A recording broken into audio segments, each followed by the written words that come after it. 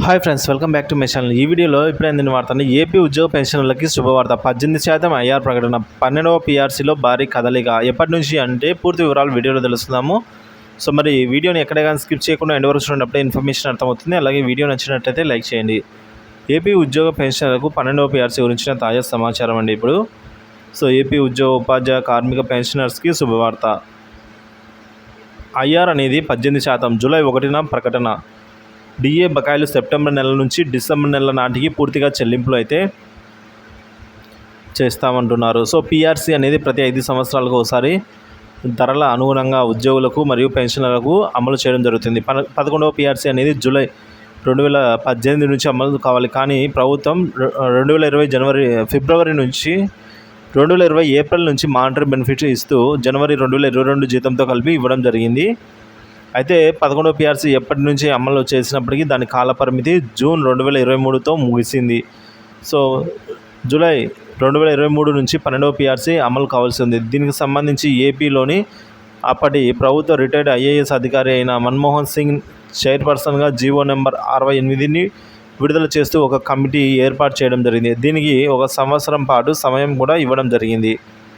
So కాబట్టి ఆ సంవత్సరం సమయం కూడా దాదాపుగా పూర్తయింది. ఇప్పుడు పీఆర్సీలో కదలిక మొదలైంది అని చెప్పొచ్చు. కావున ఈలోపు మధ్యంతర భృతి ఐఆర్ అమలు చేయాలని నూతన ప్రభుత్వాన్ని అయితే త్వరలో ఏపీ ఉద్యోగ సంఘాలు కోరబోతున్నాయి. 12వ పీఆర్సీ ఎప్పటి నుంచి అమలు చేసినా కూడా 2023 జనవరి మరియు జూలై డిఏలను బేసిక్లో మెర్జ్ చేస్తారు. సో ఇప్పుడు జనవరి 2023 డిఏతో కలిపి 30.03 డిఏగా అప్పుడు ఉండేది. సో ఇప్పుడు డిఏ కలవలసి అయితే ఉంది. ఆ విధంగా 3.64% డిఏ కలిసినప్పుడు 33.67% డిఆర్ అయితే అవుతుంది. ఇప్పుడు 12వ పీఆర్సీని అమలు చేస్తే ఎంత బేసిక్ పే పెరుగుతుందో చూద్దాం. పీఆర్సీ ఇచ్చే క్రమంలో ఫిట్మెంట్ అనేది కీలకము. 11వ పీఆర్సీలో 23% ఫిట్మెంట్ ఇచ్చారు. ఇప్పుడు 30% ఇస్తారు అనుకుంటే సో ఈ 33.67 డిఆర్లు ప్లస్ 30% ఫిట్మెంట్ కలిపితే 63.67% అయితే బేసిక్లో పెరుగుతుంది. అంటే 40,000 రూపాయలు ఉన్న బేసిక్ శాలరీ ఉన్న ఉద్యోగికి 65,468, అంటే దాదాపు 25,000 రూపాయలు అయితే అదనంగా రావడం జరుగుతుంది.